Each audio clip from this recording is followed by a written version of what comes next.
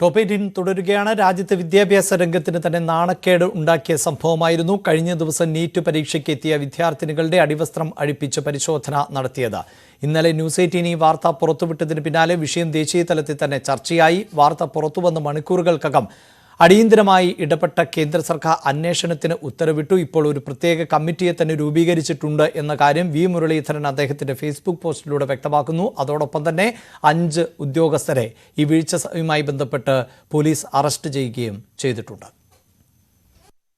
കൊല്ലത്ത് നീറ്റ് പരീക്ഷയ്ക്കിടെ പെൺകുട്ടിയുടെ അടിവസ്ത്രം അഴിപ്പിച്ചെന്ന വാർത്ത കഴിഞ്ഞ ദിവസം ന്യൂസ് 18 പുറത്തുവിട്ടിരുന്നു.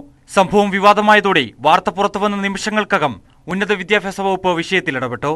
സംഭവത്തിൽ കേന്ദ്ര വിദ്യാഭ്യാസ മന്ത്രി ധർമ്മേന്ദ്ര പ്രധാൻ അന്വേഷണത്തിന് നിർദ്ദേശം നൽകി. ഇക്കാര്യത്തിൽ വിശദമായ റിപ്പോർട്ട് ഉടൻ സമർപ്പിക്കാൻ വിദ്യാഭ്യാസ അഡീഷണൽ സെക്രട്ടറിയോട് ആവശ്യപ്പെട്ടു. കേരളത്തിൽ നിന്നുള്ള എംപിമാർ അടിയന്തര പ്രമേയമായ വിഷയം പാർലമെന്റിൽ ഉന്നയിച്ചു. NK പ്രേമേന്ദ്രൻ, K മുരളീധരൻ, ഹൈബി ഈഡൻ, ഡീൻ കുര്യാക്കോസ് തുടങ്ങിയവർ ലോക്സഭയിലും ജെബി മേത്തർ രാജ്യസഭയിലും നോട്ടീസ് നൽകി. എന്നാൽ ഇരുസഭയിലും അടിയന്തര പ്രമേയത്തിന് അനുമതി നിഷേധിച്ചു.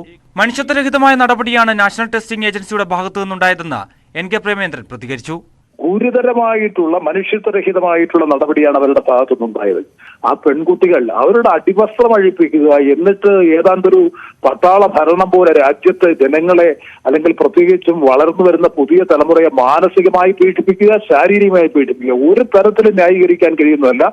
അതേസമയം അടിവസ്ത്രം അഴിപ്പിച്ച് പരിശോധിച്ചെന്നതിൽ രേഖാമൂലം പരാതി ലഭിച്ചിട്ടില്ലെന്നാണ് NDAയുടെ നിലപാട്.